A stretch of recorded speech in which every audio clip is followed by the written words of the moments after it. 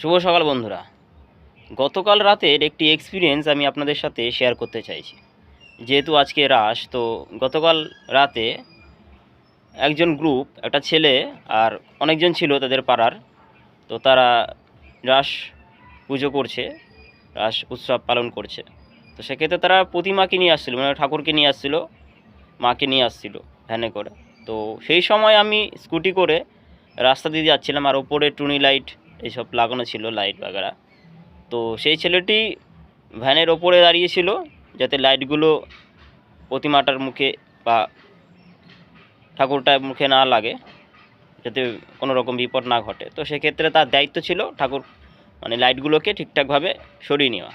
আমি সাইড দিয়ে যাচ্ছিলাম, আমি সাইডে ছিলাম, আর লাইটগুলো এমনভাবে লাগানো ছিল যাতে ওই সাইড দিয়েই নিয়ে যাওয়া যেত। যাতে আমার অতটা দোষ ছিল না যে আমি সাইডেই দাঁড়িয়েছিলাম, তবু আমাকে ওই ছেলেটি নানান ভাষায় গালিগালাজ করলো, মানে মুখ দিয়ে সে যা তা ভাষা ইউজ করলো। তো সে বলেছে তার ব্যক্তিগত ব্যাপারটা হচ্ছে এটাই, সে মাকে নিয়ে যাচ্ছে, ঠাকুরকে নিয়ে যাচ্ছে, প্রশাসন করেছে, মানে সেই সময় সে মুখ দিয়ে নানান ভাষায় খিস্তি খামারা করলো।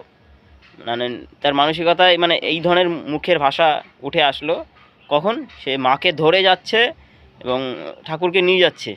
তো সেই অবস্থায় সে নানান ভাষায় খিস্তি মারলো। তো মানুষ ভাববেন যে এখানকার হিন্দুরা কত নিচু মনের মানসিকতা, বা তারা কি পরিপ্রেক্ষিতে পুজো করে আমি বুঝতে পারি না।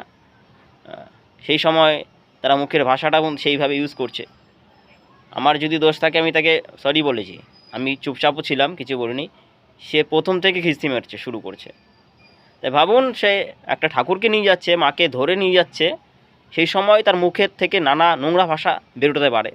কী ধরনের জঘন্য হিন্দু প্রকৃতির মানুষেরা, ভাবুন। আমি সবাইকে বলছি না, কিন্তু এই ধরনের হিন্দু এই শুধুমাত্র এই পশ্চিমবঙ্গেই দেখা যায়, বুঝতে পারলেন? তো ভাবুন।